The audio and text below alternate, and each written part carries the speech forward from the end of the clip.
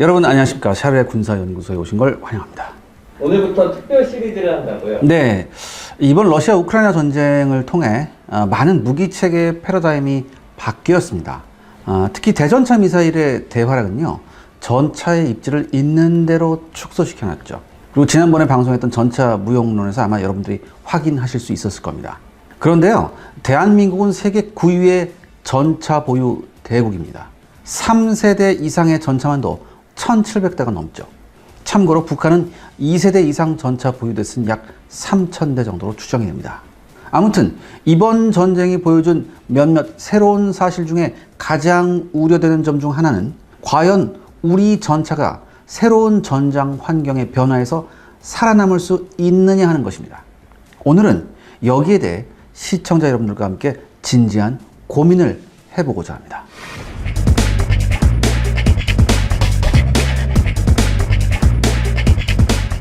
무엇부터 점검해야 될까요? 이번 전쟁에서 제블린 대전차 미사일이 아주 큰 활약을 했잖아요. 러시아 우크라이나 전쟁에서 가장 스타로 떠오른 제블린 대전차 미사일은요, 보병에겐 자신감을, 반면 전차병들에겐 좌절감을 줬죠.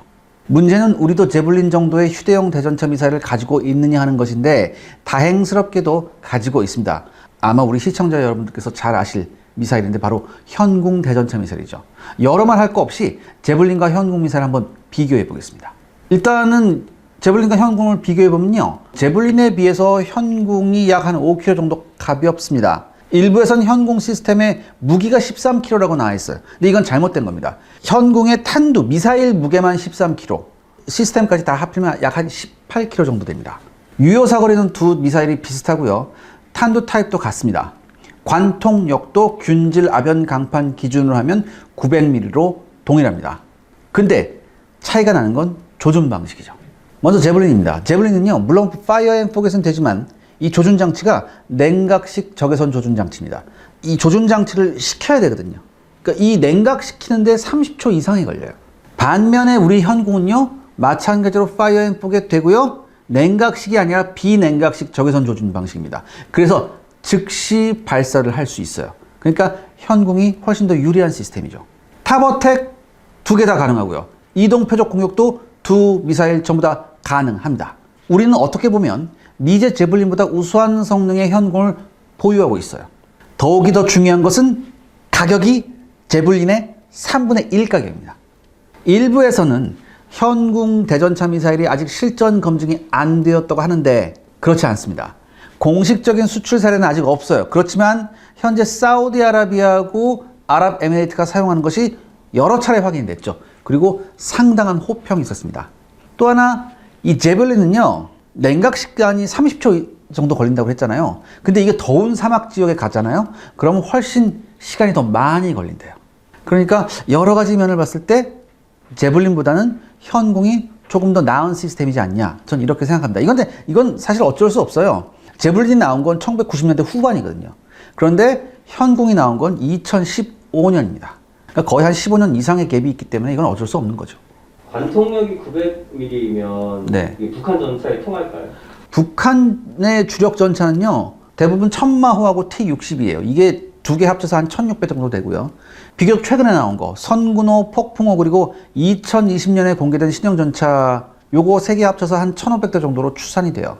이 전차들은, 제가 지금 말한 전차들, 뭐 천마호부터 2020년 나온 것까지 제가 판단하기엔 죄다 기본 베이스가 T-62입니다. 이 T-62는 1960년대에서 70년대의 소련군 주력 전차예요. 이번 전쟁에서 러시아군 주력 전차는 T-72였는데 이 T-72보다도 구형이죠.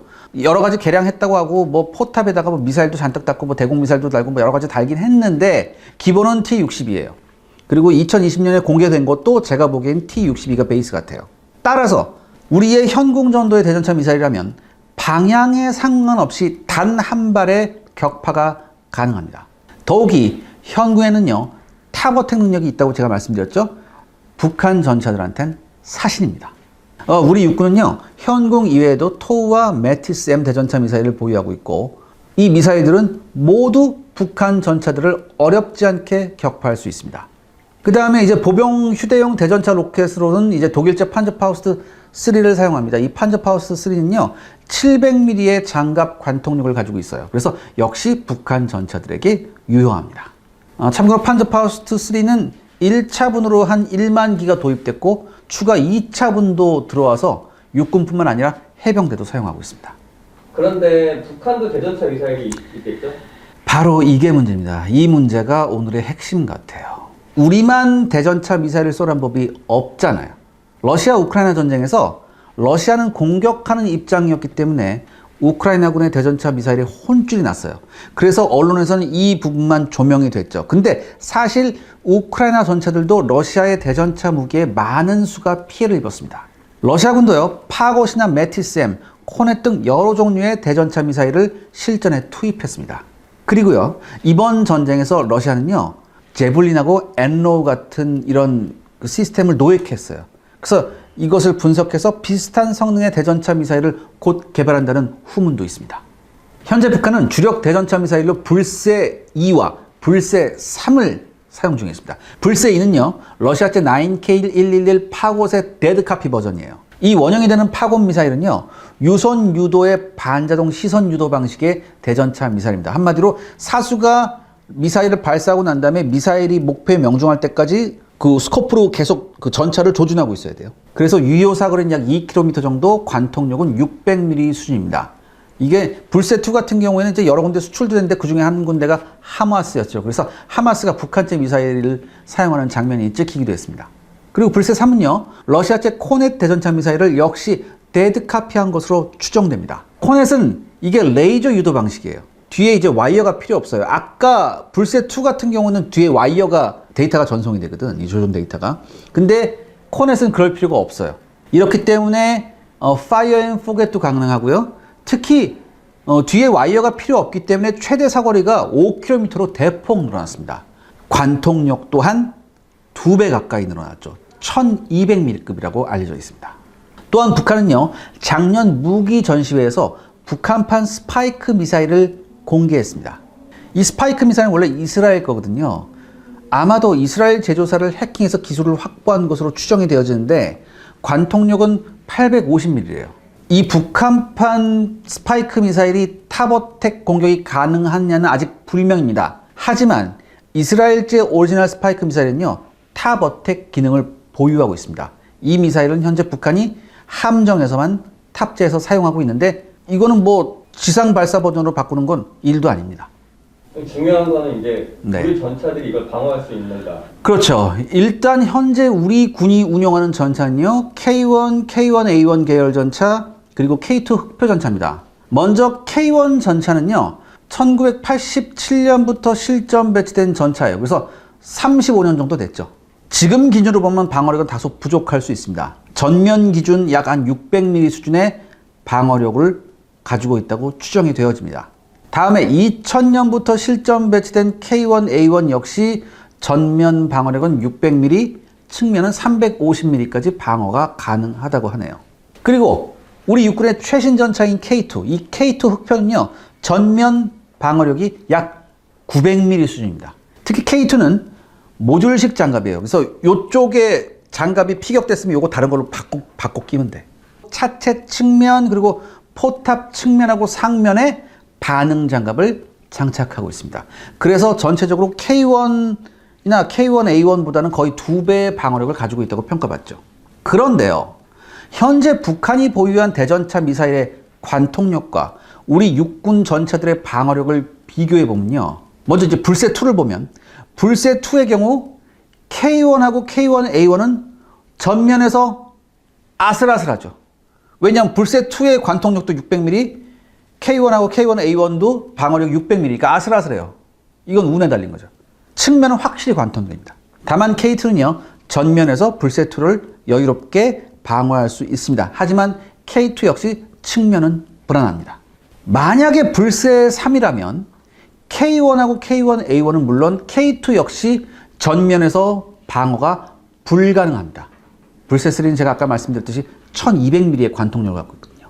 그리고요, 북한판 스파이크 미사일 역시 K1하고 K1A1은 전면 방어가 불가능합니다. 그리고 K2도 불안합니다. 50mm밖에 차이가 안 나거든요. 그나마 다행인 것은 이들 북한 대전차 미사일들이 아직까지 탑어택 능력이 없다고 추정되어집니다. 근데요, 사실 이 탑어택 능력은 기술 진입 장벽이 그렇게 높지 않습니다. 그렇기 때문에 개량을 통해서 탑어택 능력을 확보할 가능성이 아주 커요. 근데 K2는 상부 반응 장갑이 있잖아요.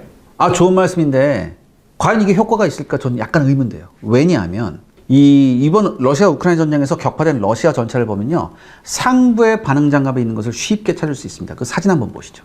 얘네는 뭐 상부에다 완전히 깔아놨거든, 반응 장갑을. 그런데도 지금 피격이 됐어요. 우리 K2 전차 보면요, 조종수하고 전차장 그 해치, 그 다음에 앞에 포신 쪽에만 지금 반응 장갑 있고, 그 전차 터렛을 보면 전차 터렛 후면에는 반응 장갑 없어요. 여기에 북한군의 7호 발사통이라고 불리는 북한판 RPG-7도 주목해 봐야 됩니다. 이거 북한이 굉장히 많이 가지고 있어요. 이게 반응 장갑을 무력화시키는 신형 텐덤탄도 있어요. 이게 앞에 뭐 이렇게 탄도 앞에 뭐가 또 이렇게 하나 나와 있죠. 요게 앞에 나와 있는 조그만 게 반응 장갑을 먼저 폭발시키고 뒤에 있는 큰 게 이제 뚫고 들어간다는 얘기죠. 이게 관통력이 약 한 750mm 정도 됩니다. 그러니까 K1하고 K1A1은 어느 방향이 됐든 굉장히 위험하다는 거죠. 우리도 똑같이 강한다는 뜻인데 이 APS가 도움이 되지 않을까요? 예, 그러니까 요번에 APS가 굉장히 많이 나오죠. 이 능동 방어 체계. 근데 사실 우리도 이 APS 시스템을 개발했어요. 이게 400억이 넘는 돈을 들여서 APS 시스템을 개발했어요. 특히 하드킬 APS 시스템, 그러니까 뭔가 날라오면 발사체를 해가지고 요격하는 그런 것도 우리 개발했는데 비용 문제 때문에 아직 K2 전차에 탑재가 되지 못하고 있습니다. 세트 하나 가격이 엄청나게 비싸다고. 근데 이게 한 세트만 넣는 게 아니고 여러 세트를 넣어야 되거든요. 그래서 우리 최신의 전차 K2조차 이게 탑재가 미루어졌어요. 사실 이제 지난 전차 무용론 영상에서 말씀드렸듯이 APS는 보병용 대전차 무기에 대한 완벽한 솔루션은 아니에요. 그런데요, 그럼에도 불구하고 APS는 반드시 필요하다고 저는 생각을 합니다. 왜냐하면 이 APS를 탑재함으로써요, 기회가 한 번 더 생기기 때문이에요. 만약에 여러분들 APS가 없어요. 그럼 첫 번째 대전차 무기 공격에 피격되면 뭐예요? 승무원이 전부 전사할 수도 있습니다. 근데 첫 번째 적의 대전차 공격을 막아내면 뭐야? 지금 적들이 대전차 공격을 하는구나? 그럼 뭐야? 현장 이탈 혹은 뭐야? 후퇴, 여러 가지를 생각해 볼 수 있겠죠. 일단은 뭐예요? 첫 번째 피격을 막아내면 기회가 한 번 더 생기잖아요. 그럼 그때 연막탄 뿌리고 일단 뒤로 빠져서 여러 가지 뭐 다른 방법을 강구해 볼 수도 있는 거예요. 다시 말해서 APS가 있다면 초탄을 방어해낼 수 있습니다. 이게 굉장히 중요한 거예요. 또 한 번의 기회를 갖는다는 거. 이건 승무원의 생존율에 엄청난 영향을 미칠 겁니다. 그러니까 이 비싼 가격과 연속 사용에 제한이 있잖아요. 그럼에도 불구하고 이스라엘군이 트로피 하드킬 APS 시스템을 사용하는 이유가 바로 이거예요. 이게 지금 이 APS가 이제는 탑 어택에 대해서도 대처를 해야 되잖아요. 그렇기 때문에 여러 가지 난제들이 지금 아주 많습니다. 더욱 문제는 뭐냐? 전차를 위협하는 무기가 대전차 미사일만이 아니라는 거죠.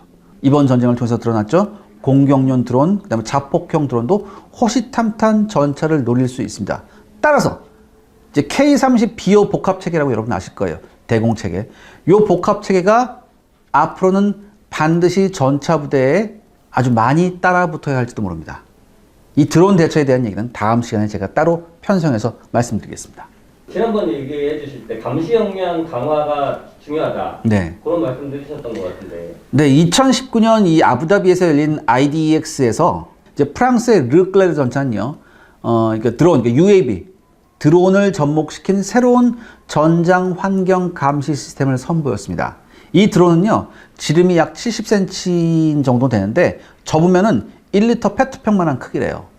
시속 40km로 전장 환경을 탐색할 수 있습니다. 그래서 배터리 전원으로 30분 동안 작동하고요. 그리고 GPS가 탑재되어 있습니다. 그리고 이 드론에는 36배 줌이 가능한 1080 픽셀의 카메라가 탑재되어 있습니다. 여기에 열화상 카메라까지 장착이 되어 있죠. 그래서 주간에는 3.6km 밖에서 차량을 탐색해낼 수 있고요. 1km 밖에 있는 사람을 식별하는 것이 가능합니다. 야간에는요, 400m 밖에 있는 차량, 그리고 300m 밖에 있는 사람도 식별이 가능하다고 하네요. 또한 더 중요한 건 뭐예요? 드론에서 얻은 정보를 제공해줘야 되잖아요. 그러니까 정보가 중요하잖아요. 이 정보를 실시간으로 모 전차, 그러니까 자기 날린 모 전차, 그 다음에 다른 아군 기갑 차량, 그 다음에 공격 헬기, 그 다음에 심지어 공격용 드론에게도 데이터 전송이 가능합니다. 그래서 여기에서 얻어진 정보를 바탕으로요, 후방의 이동식 박격포나 포병, 공격 헬기, 공격용 드론이 표적을 제거하고 전차의 안전을 확보하는 거죠. 이 시스템은 당시에 상당한 관심을 받았고요. 미국과 영국, 이스라엘 등도 비슷한 시스템을 개발 중에 있습니다. 그렇다면 네. 어떻게 하는 게 옳은 것일까요? 우리 육군은 세계 최고 수준의 우수한 대전차 미사일을 보유하고 있습니다. 그렇지만 마찬가지로 북한의 대전차 미사일에 대한 위협에 우리 전차들도 결코 자유롭지 못하는 것이 현실입니다. 또한 이제 대전차 미사일뿐만 아니라 공격용 드론과 자폭형 드론에 대한 대처도 필요합니다. 미래 전장 환경에서는 전차를 보호하기 위해서 다양하고 복잡한 시스템이 필요하다는 거죠. 그리고 이런 시스템을 갖추기 위해서는 막대한 예산과 시간이 필요합니다. 문제는 이것이 우리에게 당면한 시급한 현실이라는 거죠. 왜냐? 우리 북한과 휴전선에서 냉전한 대치를 하고 있잖아요. 굉장히 냉정하게 우선순위를 정해야 합니다. 그리고 여기에 대한 대비를 서둘러야 합니다. 자, 오늘은 우리 전차가 어떻게 하면 살아남을 수 있을까에 대해서 한번 고민을 해봤습니다. 다음 시간에는 무인기에 대한 얘기를 한번 해보겠습니다. 끝까지 시청해주셔서 감사합니다.